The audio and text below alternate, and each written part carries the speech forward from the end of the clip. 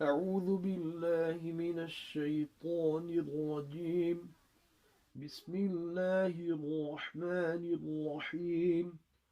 قل أعوذ برب الناس، ملك الناس، إله الناس، من شر الوسواس الخناس، الذي يوسوس في صدور الناس من الجنة والناس. صدق الله العظيم. I just recited before you Surah Al-naas, Surah Al-naas, Surah of the mankind, which is a Madani Surah and possesses 6 verses. So we'll commence, inshallah. Bismillahir Rahmanir Rahim. Nahmaduhu wa nusalli ala Rasulihil Kareem, amma ba'd. Translation: with the name of Allah, the All-Merciful, the Very Merciful. Say, I seek refuge with the Lord of mankind, the King of mankind, the God of mankind, from the evil of the whisperer who withdraws when Allah's name is pronounced. From the evil of the whisperer who withdraws, the one who whispers in the hearts of mankind, whether from among the jinns or mankind. This surah complements Surah Al-Falaq. They both complement each other, Surah Al-Falaq and Nas. So this is an extension. Both the surahs, as mentioned in the previous lecture, were revealed together, all 11 verses. Surah Al-Falaq, in Surah Al-Falaq, believers, you and I, we are encouraged to seek refuge with Allah subhanahu wa ta'ala against the hardships, the physical hardships of this life, such as sihr and otherwise all hardships that cause physical losses. While in the current surah, protection is sought from the trials and tribulations of the hereafter. So it was explained in Surah Al-Falaq, the word shar stands for evil or harm.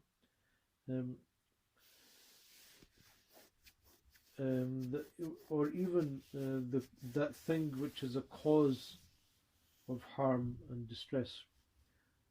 In this surah, we are seeking refuge from the evil that is the cause of all sins, namely the whisperings, the wasawis of shaitan, along with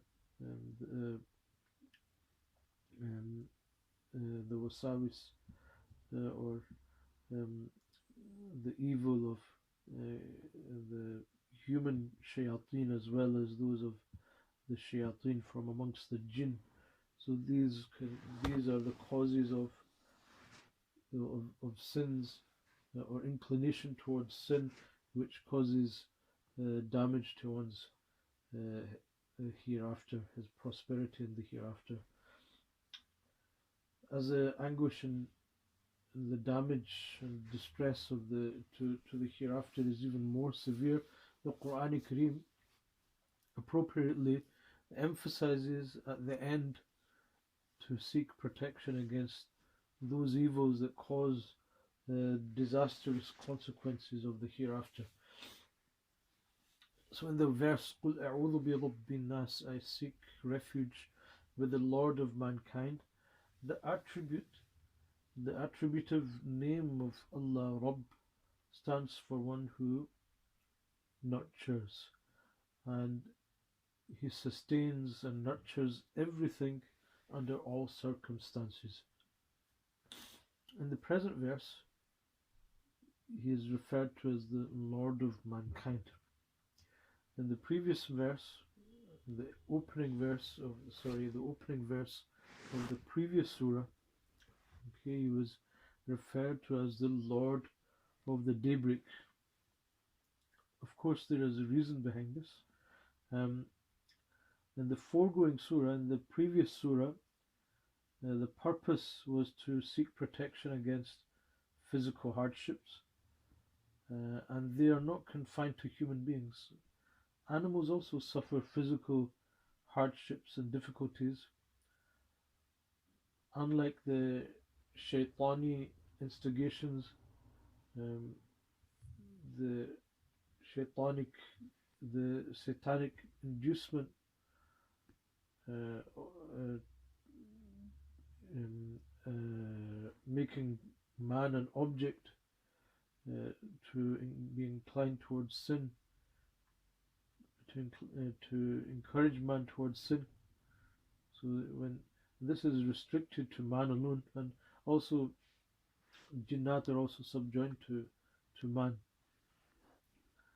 So hence why Qul a'udhu bi Rabbin Nas is mentioned, that Allah as the Lord of human beings, Lord of man is mentioned, and Zimnan Tab'an subjoined are jinnat also, who are also mukallaf and obliged to follow the Sharia. So both jinnat are also inclusive of who are being addressed to in this ayat al-karima. So hence why the Lord of human beings are mentioned. And then comes Malikin Nas, Ilahin Nas. Allah says the King of mankind and the God of mankind. Again, there is reason for adding these two attributes, and that is that if we were to leave it at Bi Rabbin Nas and then move on to the fourth verse, well, anyone could be a Rabb in the sense, in the general sense. For example, there is someone who is known as Rabbul Dar, a landlord, or Rabbul Mal, owner of wealth, and also in ancient times, Rabbul Nas could be someone who is a master of a slave. Okay, a master of a human being could be someone that is a slave owner, a master of a slave or a slave girl. So to become more specific, Allah subhanahu wa ta'ala, He adds Malikin Nas, the king of mankind, because not every Rabb, not every master is a king. And also then Allah added Ilahin Nas, because not every king is worthy of worship. Only Allah is worthy of worship. So Ilahin Nas is added. Ilahin Nas is added to Malikin Nas. And every master takes care of his those things that are in his Malikiyat, that, or every owner, every master, or every Rabb, or every owner, if you will, takes care of his property. We are the property of Allah. Allah Ta'ala is our Rabb. And every king takes care of his kingdom. And likewise,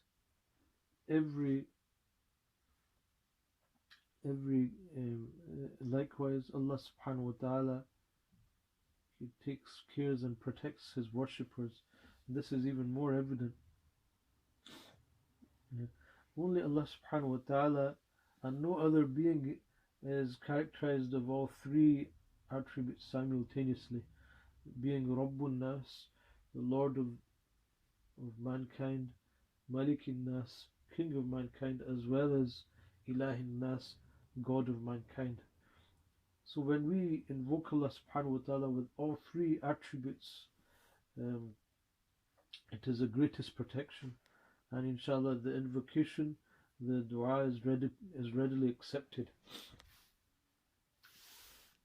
And since the first sentence contains the word nas, the second and third verses should apparently have referred to them um, in this way, that Malikihim, Ilahihim, it could have been their king, rather than repeating the word the king of the people, and likewise Ilahihim, Lord, their Lord.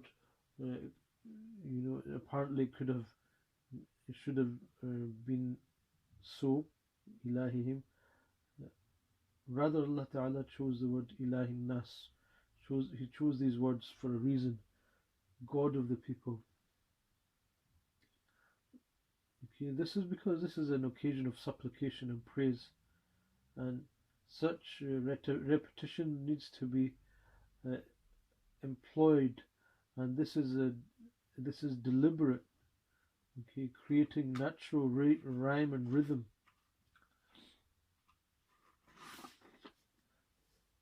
And a melodic sequence. And some scholars explain the repetition of the words nas differently. They say that the word nas occurs 5 times in the surah. In the first occurrence, Rabbun Nas, it refers to the children, and Nas refers to children over there, and the word Rabb that refers to the nurturership of Allah subhanahu wa ta'ala is a hint towards this, because children need nurturing the most. And the second occurrence refers to youth, Malikin Nas. And Nas over here refers to youth, and the hint in the context of the word Malik, which refers to the kingship of Allah subhanahu wa ta'ala. It bears political connotation and is appropriate to the youth, the young. And its third occurrence, Ilahin Nas, the God of mankind, refers to those that are of old age. Old people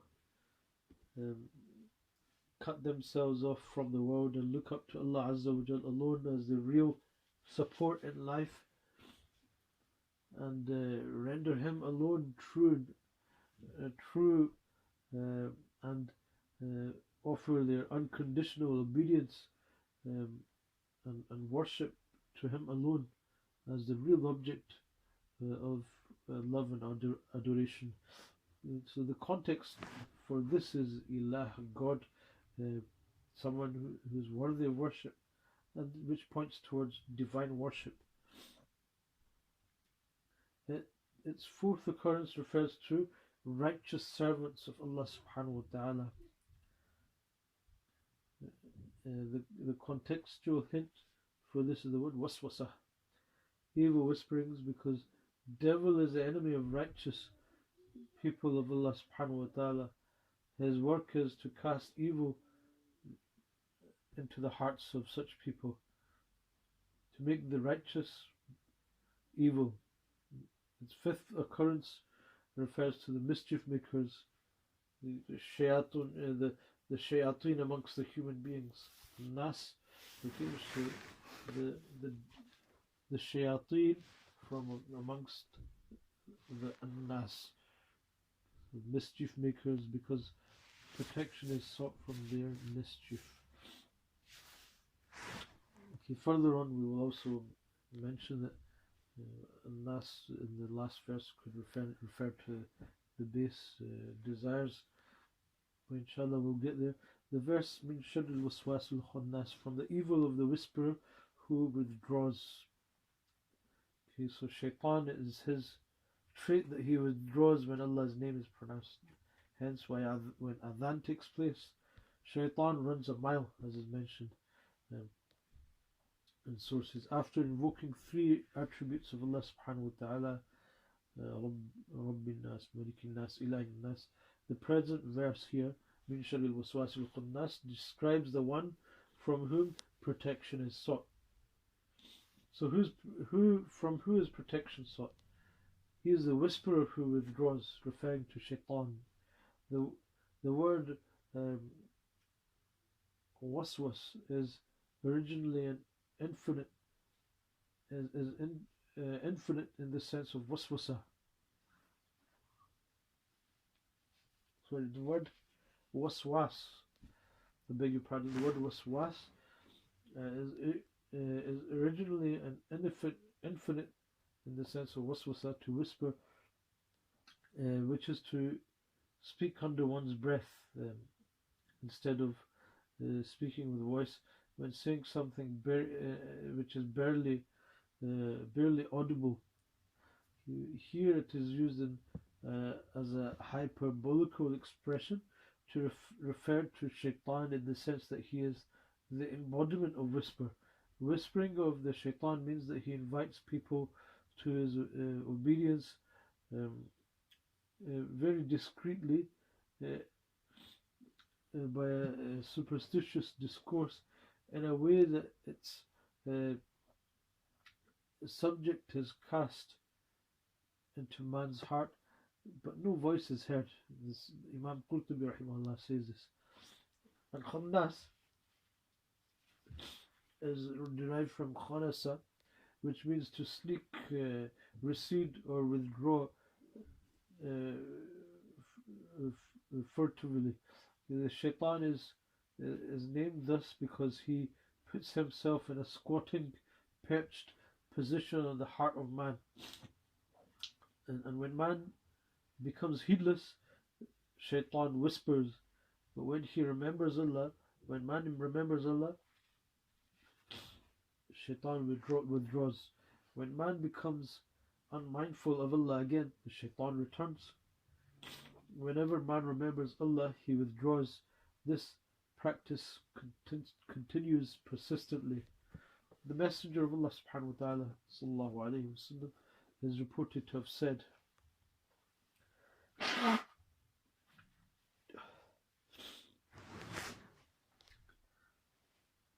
Allah has built two houses in the heart of man, in one of which an angel resides and in the other the Shaitan. The angel urges him to practice good, and the Shaitan induces him to do evil, to practice evil.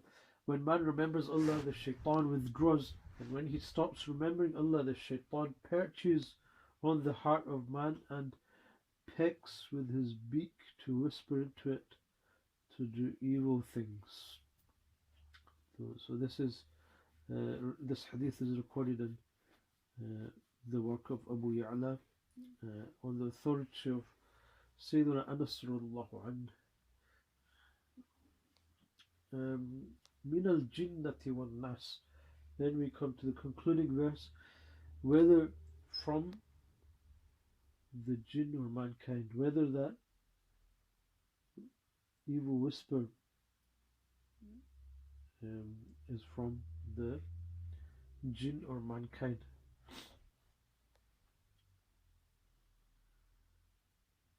Meaning that the devils from amongst mankind and the jinn whisper into the breasts of mankind. Thus the Messenger of Allah has been enjoined to constantly seek protection against the mischief of sneaking devils, whether from among the jinn or from amongst the human devils, the human shayateen. The question may arise here: is obvious that the shayateen can cast a voiceless evil, like the shayateen from amongst the jinns. Their waswasa is voiceless, okay, which is voiceless evil that is prompted into the hearts of the people. But how can the human devils cast evil whisperings? They come forward publicly and use their voices, which is not waswasa. The answer is that human beings too often cast doubts in the minds of people in an indirect way, without uttering them explicitly, directly. Shaykh Izzuddin bin Abdus Salam states in his Fawaid fi Mushkilat al-Quran, his work. The whisper from mankind refers to the whispering of one's own nafs, the base desires, faculties of man himself, which one has to really work on to make the nafs incline towards goodness and piety.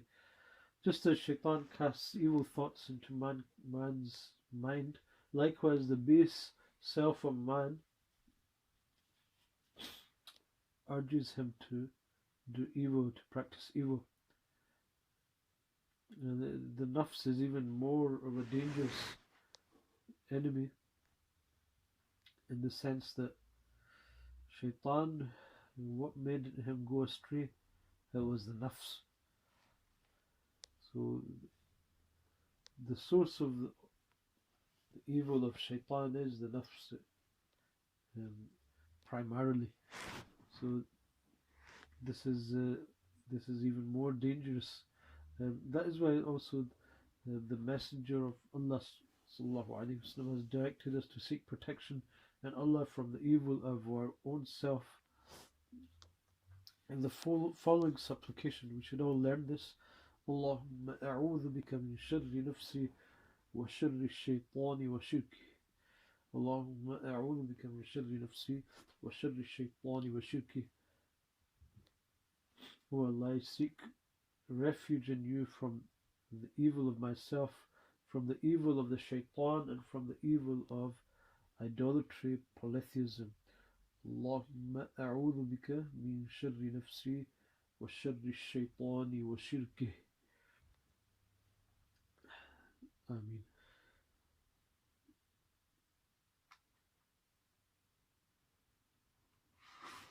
Also, Ibn Kathir rahimahullah states that Allah invokes 3 of his attributive names in the Surah Rabb: Lord, Malik, King, and Ilah, God, and instructs man to seek refuge with him against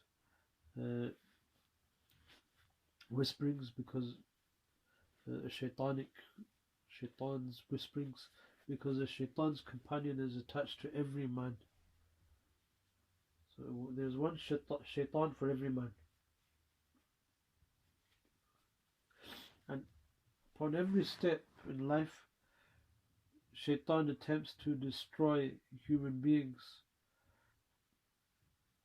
in different ways. First of all, he induces him to commit sins and paves the way for him to willingly violate the divine laws and injunctions of Allah.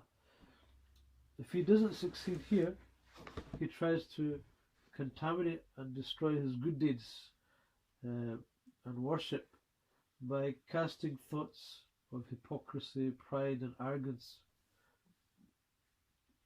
He attempts to create doubts about authentic aqaid, beliefs and doctrines of Islam in the minds of learned scholars. SubhanAllah.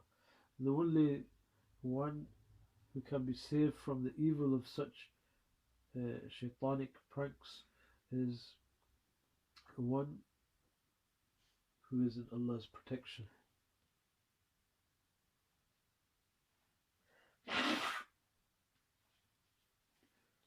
So the only person that can be saved is one who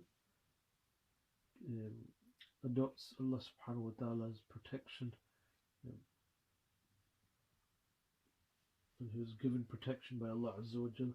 The Messenger of Allah sallallahu alaihi wasallam is reported to have said, "There is not a single one of you but his companion," meaning a devil, "has been assigned to him." The companions inquired, "Is such a devil companion joined to you also, O Messenger of Allah?" He replied, "Yes. However, Allah has helped me against him, and he has become submissive to me. As a result, he only commands me to do good." In other words, his shaitan, the Messenger of Allah sallallahu alaihi wasallam, his shaitan embraced Islam. It is also confirmed in the 2 Sahih, the Sahihain from Sayyidina Anas radiallahu anh, who reported the story of Sayyidah Safiyyah radiallahu anha, our mother, from the Ummahatul Mu'mineen. Once while the Messenger of Allah sallallahu alayhi wa sallam was performing i'tikaf in the masjid, one of his wives, Sayyidah Safiyyah radiallahu anha, paid him a visit. When she decided to leave, he gave her company. He accompanied her to the boundaries of the masjid. On the way, two men of the Ansar saw them together. The Holy Prophet ﷺ said, "Wait, this is Safiya bint Huyay, my wife." The two companions exclaimed, "Subhanallah, O Messenger of Allah," meaning, how can we have ill thoughts about you? The Messenger of Allah ﷺ replied, "Indeed, the devil runs through man's veins like the blood circulates. I feared that he might whisper evil thoughts in your minds." So what do we learn from this? As much as it is necessary for man to avoid sins, it is essential for you and I, for Muslims, to avoid occasions that may cause others to have evil thoughts about one. So we should avoid those occasions and places which can create evil thoughts in the hearts of other people against us.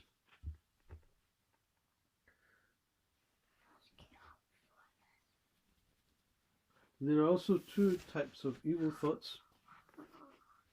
Okay, the voluntary and also involuntary. Okay, here we are warned against voluntary thoughts that proceed from the will or from one's own free choice. The involuntary thoughts are thoughts that occur without one's will or choice. So, such thoughts that are involuntary come and pass. They are not harmful, nor are they sinful, as long as they one does not act upon them, doesn't entertain them, act upon them, or speak about them.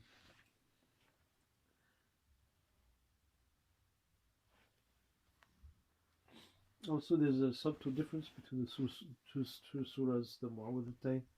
In the present surah, Rabb, Malik, and Ilah, Lord, King, and God, three divine attributes have been invoked, while the evil from which protection is sought is only one.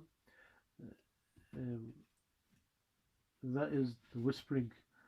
Conversely, in the previous surah, only one attribute of Allah is mentioned, that is Rabbul Falaq, Qul a'udhu bi Rabbil Falaq, Lord of the daybreak. But the evils from which protection is sought are many, which are mentioned in 3 verses. This goes to show that the mischief of Shaitan is the worst type of evil. The hardships and calamities that befall man in this world affect his body and mundane affairs, unlike the Shaitanic plots which affect man's mundane affairs as well as his affairs of the hereafter. The Shaitan is always after destroying man's afterlife. That is his primary objective, and that is the most dangerous situation. If man suffers from injury or harm, he can find cure or remedy for it, but because Shaitan lurks or lies hidden in ambush in every nook and corner of man's life to assault him unnoticed and pull him downwards away from the divine, it is not possible to resist him except with the protection that is granted from Allah subhanahu wa ta'ala. So that's why we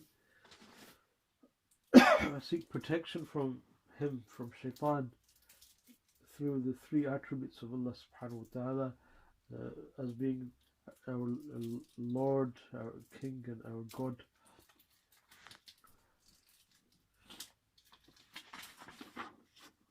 Okay, so moving forward,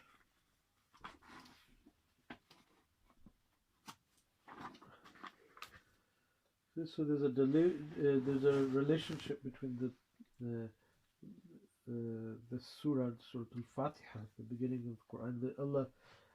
Allah prefaced the Quran with Surah Al-Fatiha, which began with Allah's personal name. And it further described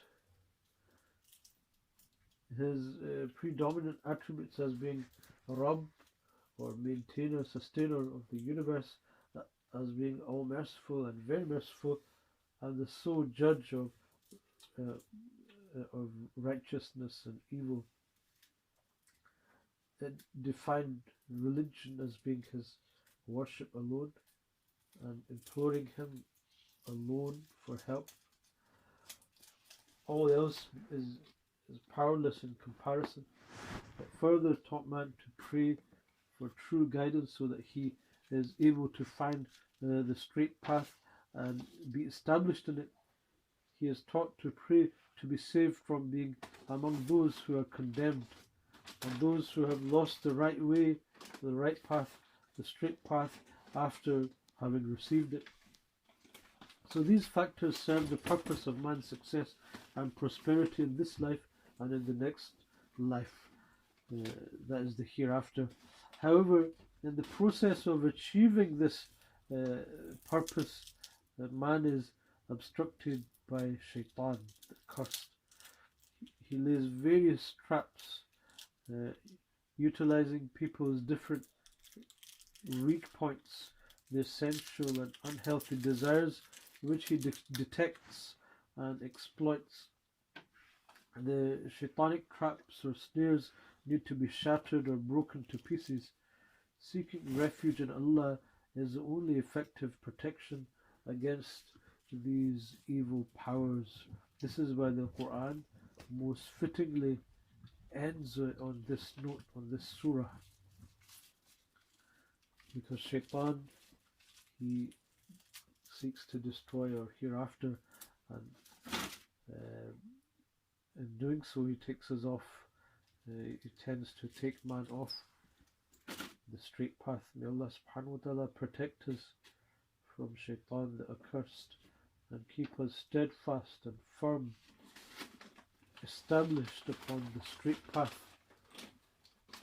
And may Allah subhanahu wa ta'ala grant us the tawfiq, the ability to use the Mu'awwidhatayn as well as Surah Al-Ikhlas and the Mu'awwidhatayn as a source of protection for us. So we should do so after Fajr and Maghrib thrice, going over ourselves, also at bedtime thrice, before retiring to bed, reciting these three surahs, Al-Ikhlas, Al-Falaq, Al-naas thrice, and blowing over ourselves thrice, as well as after every salah. May Allah subhanahu wa ta'ala grant us the tawfiq, and we seek Allah subhanahu wa ta'ala's help and protection, and we conclude inshallah with the dua, Allahumma a'udhu bika min sharri nafsi wa sharri shaytani wa shirki, that we seek protection and you, O Allah subhanahu wa ta'ala, from the shar of ourselves, the evil of ourselves, and the evil of shaitan and his polytheism. أقول قولي هذا أستغفر الله لي ولكم ولكافة المسلمين فاستغفروه إنه هو الغفور الرحيم.